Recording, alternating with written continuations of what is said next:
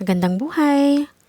Habang ako ay namimili sa isang maliit na grocery store na ito, naisip ko yung sinabi ng kakilala ko. Mahirap daw talaga ang buhay ngayon. Tama naman siya. Pero alam mo, ang kakulangan ng kasiyahan at kakontentuhan ang maaring magdulot ng pagiging mahirap ng buhay natin. Sa mundong kung saan patuloy tayong inuudsukan na maghanap ng higit pa at magkaroon ng labis na pagnanais. Minsan, nakakalimutan na nating ma-appreciate ang mga bagay na meron na tayo. Tanggap sa kung ano ang mayroon sa ating buhay at ang pagpapahalaga sa mga simpleng bagay, makakatulong sa atin yan para mas maging kontento at masaya. Sa halip na laging tumingin sa kung ano ang wala o sa mga bagay na hindi pa naaabot, maaring i-focus natin ang ating atensyon sa mga biyaya at tagumpay na nasa harap na natin ngayon.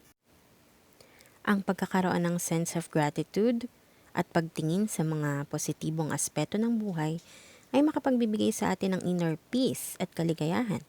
Ito ay magbibigay daan sa atin na ma-enjoy ang anumang sitwasyon o pagkakataon na ating kinakaharap sa kasalukuyan.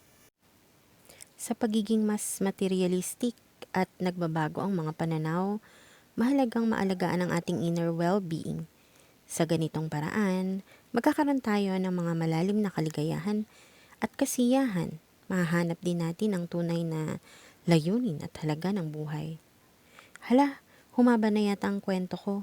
Di bale, tara, bayaran na natin ito sa cashier para makauwi na. Salamat po sa panonood!